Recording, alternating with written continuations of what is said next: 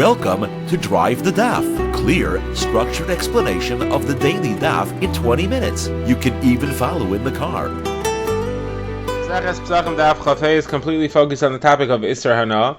That's objects which not only are you forbidden to eat, but you're also forbidden to derive any benefit or pleasure from at all. The Gemara has three subtopics on the daf. The first is, what if you're going to use this object which is forbidden to gain any benefit from? What if you plan to use it in a not normal way, not the classic standard manner of its use? Is that permitted?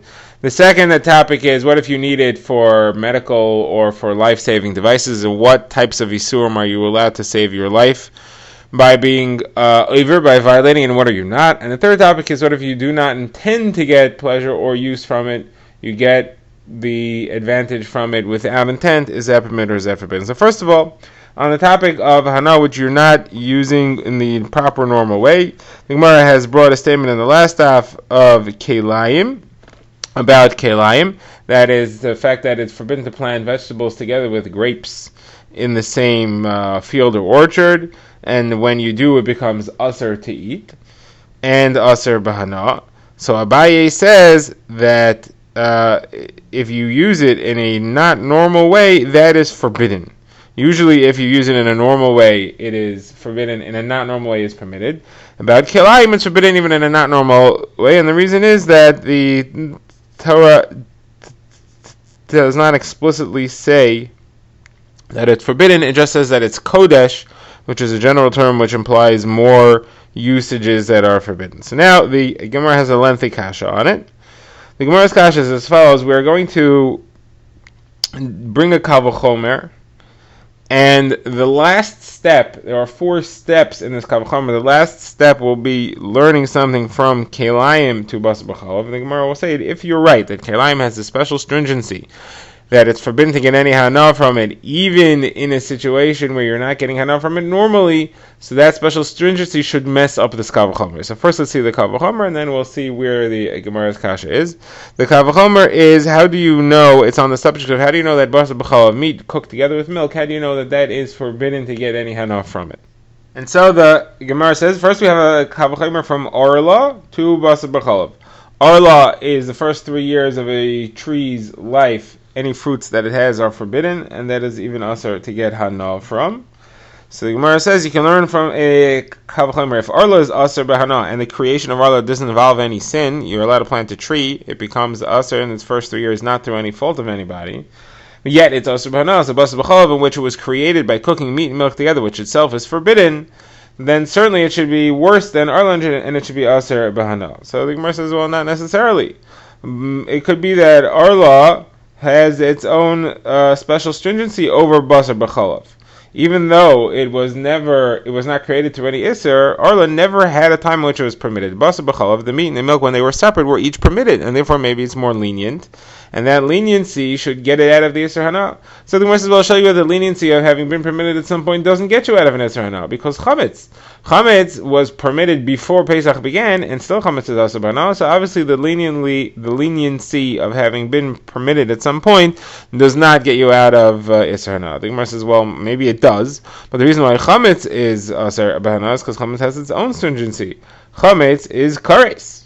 That's why it's stringent. That's why it has isser hana. But basar b'chalav is not stringent, and therefore the fact that it had a time which it was permitted would get it out of isser hana. So Gemara says, well, kares isn't the answer, because look at Kelayim. Kelayim, that's again vegetables planted in a grapevine.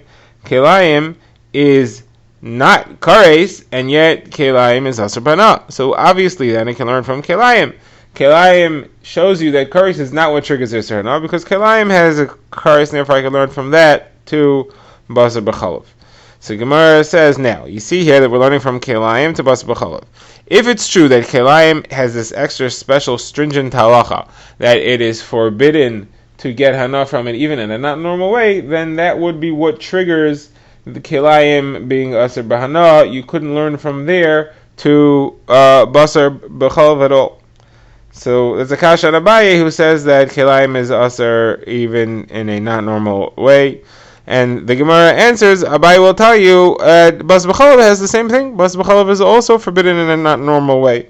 As a matter of fact, what's the whole reason that Kelayim is forbidden in a not normal way, because it doesn't say explicitly that you're not allowed to eat it or use it. Well, Bas B'chalav doesn't say that either. It doesn't say that specifically. It says you're not allowed to cook 3 times, and we learn from there that you're not allowed to eat it or get hana from it. Specifically, in this Gemara, we have a limud from the fact that it's linked to nevela.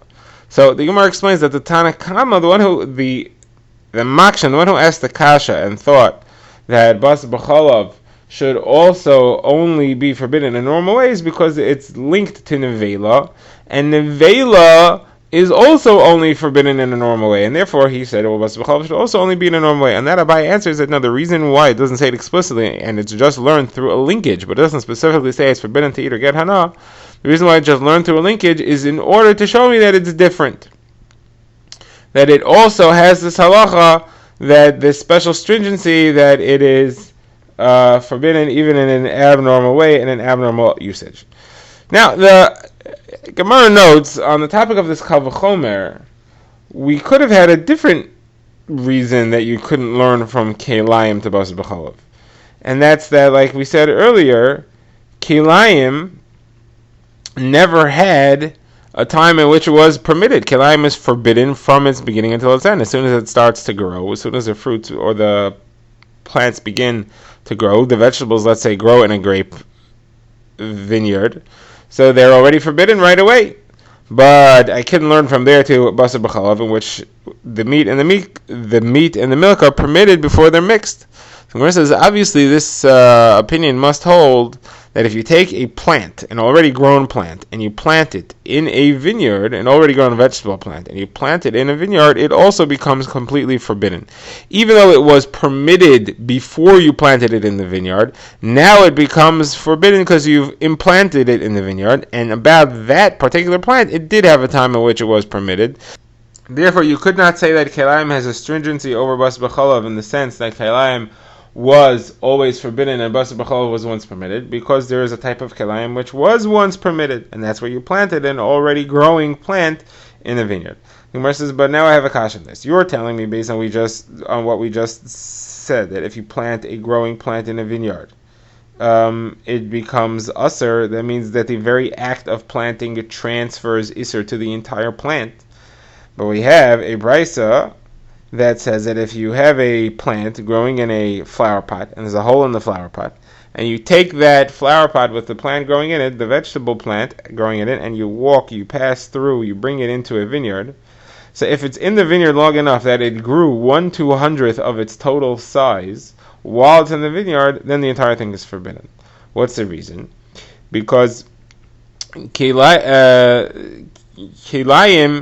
is batel in 200 times its own size. If you have a piece of kelayim that gets mixed into heter, it's only considered batel, it's only considered nullified in 200 times as much heter as there is kelayim. So here in the growth of this plant, the growth before the plant was brought into the vineyard has to be 200 times more than what grew in the vineyard. That way you'll have 200 times as much plant growth as you have, you'll have 200 times as much heter plant growth as you'll have isser plant growth. But what we see from here clearly is that just having it growing in the vineyard, that itself doesn't make the entire plant usser. So if you just plant an existing plant in a vineyard, why should it make the entire plant usser? If that would be the case, then just the fact that this thing grew in the vineyard should make the whole thing usser. So Gemara says there's 2 types of things. There's a plant which was planted in a vineyard, and a plant which was already planted and then brought into a vineyard.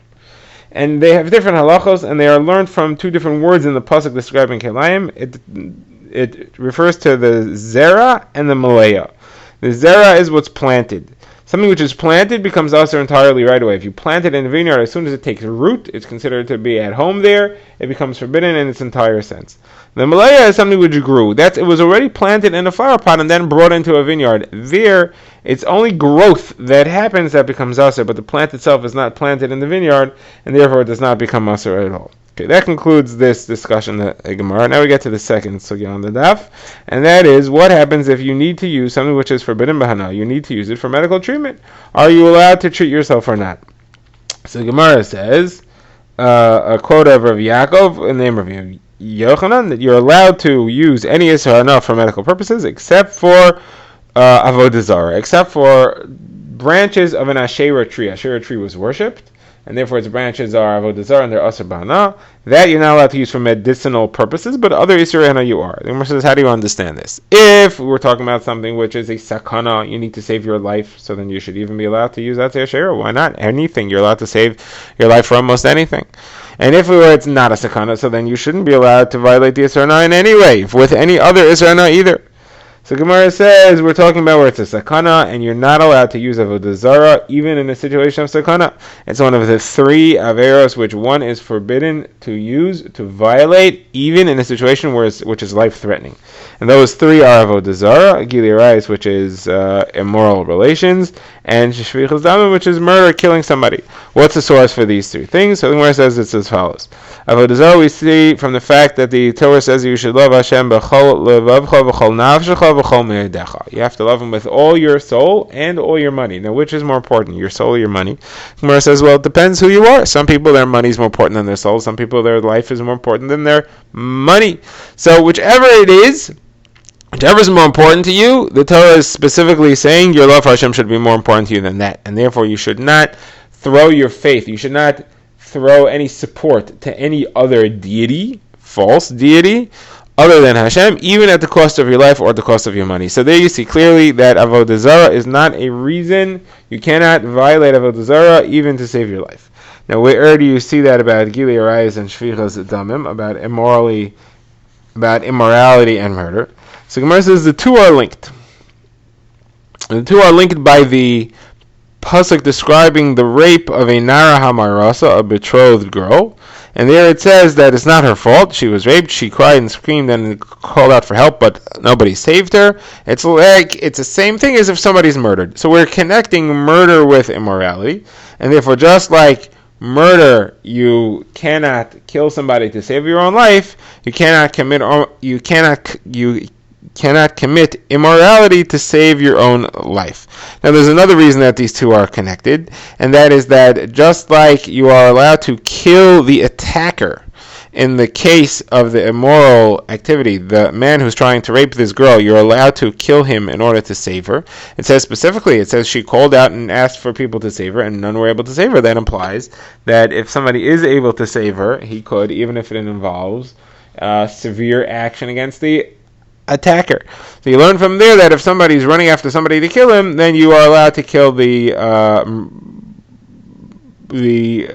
attempted murderer as well. Now, the Gemara says this is all very nice, but this is working with the assumption that we knew from somewhere else that you're not allowed to kill somebody in order to save your life. And then we connect that to immoral behavior. But how do you know you're not allowed to kill somebody to save your life? So the Gemara says simply, it's logical. The only reason that you would ever be allowed to violate an Aveira in order to save your life is that a Jewish life is more important than the sin. But here a Jewish life is going to be lost anyway. Meaning the cases where you're told that somebody from the government or somebody who's stronger than you tells you have to kill some other Jew, otherwise I'm going to kill you. So who should you violate the Isser of killing in order to save your life, or should you let them kill you?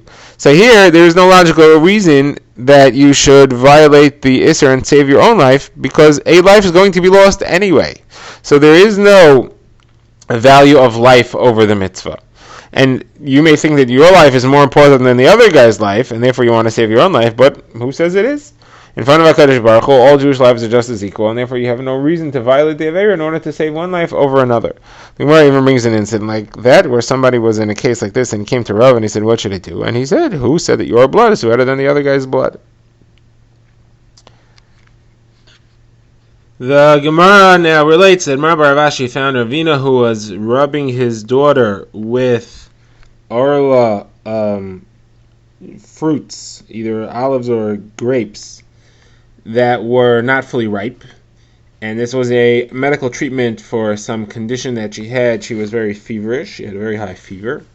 So he asked him, how are you allowed to use this or hana for that? Don't you know that it's only permitted at a time of sakana, when it's in a life-threatening situation? Here she just has high fever. So the Gemara has two versions as to what Ravina answered. Either he said that a fever this high is life-threatening, or he said, I'm not doing it in the way of normal hana, and therefore it's not problematic.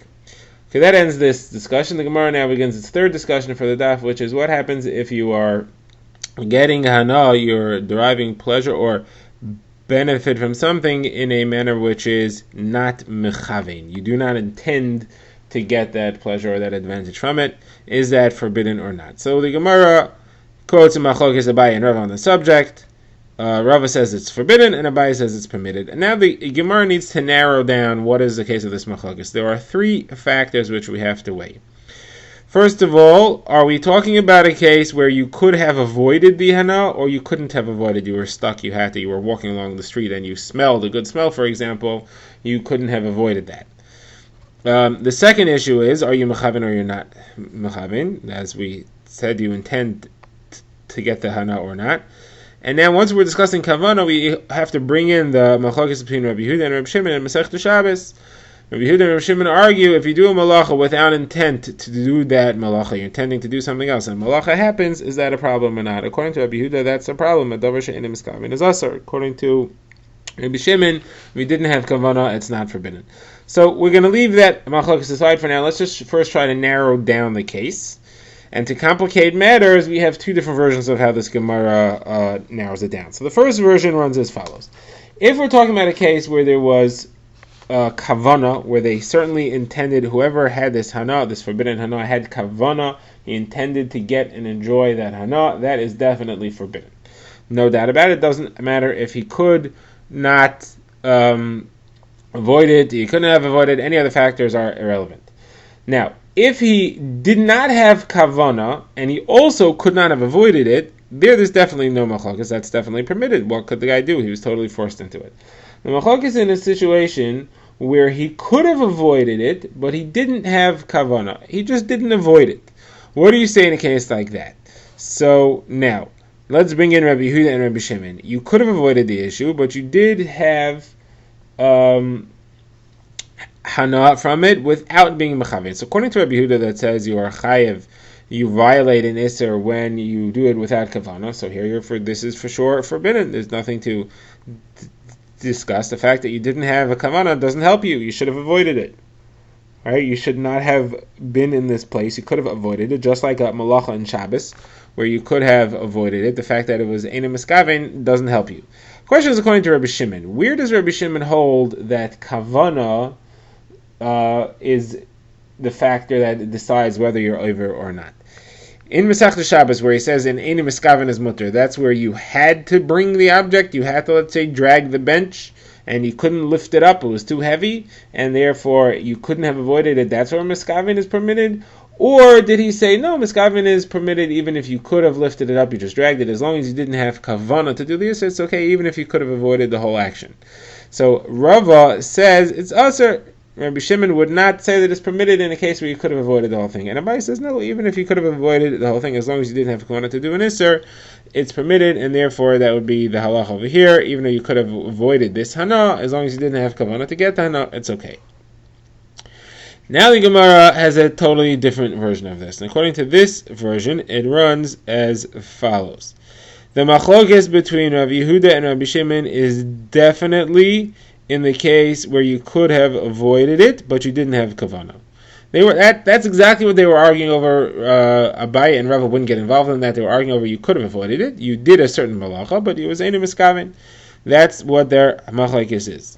What's a machlokes Abaye and Rava? It's how would Rabbi Yehuda rule in a case where you could not have avoided it, but you did have kavana. You were stuck getting hana. You were walking along the street, but you had kavana. You enjoyed it. What happens then? Now, in Rabbi Shimon, we don't have a problem, because Rabbi Shimon holds that the main factor in whether you're violating an avera or not is, did you have kavana? And here you had kavana. Even though you were stuck and you couldn't have avoided the fact that you had kavana to do the iser, that means you're for sure violating it. What about according to Rabbi Yehuda? Rabbi Yehuda says that kavana doesn't change things. So Abaye says, so Rabbi Yehuda would say, kavana doesn't change things, and therefore we ignore your kavana altogether. And here you were stuck. There was nothing you could do. So it was no problem that you had kavana, and you're in einis, and therefore you're not violating anything. Rava says, no. Rabbi Yehuda only says kavana doesn't help you. But kavana, it could definitely make you be over. If you are stuck in a situation, but you have kavana to enjoy it, that would certainly be forbidden, and even Rabbi Yehuda would agree that that is. Drive Drive the Daf is a project of the Grand Woodlands Shul and is presented by Rabbi Yitzchak Landa. Find us on YouTube or subscribe to daily emails by emailing drivethedaf@gmail.com.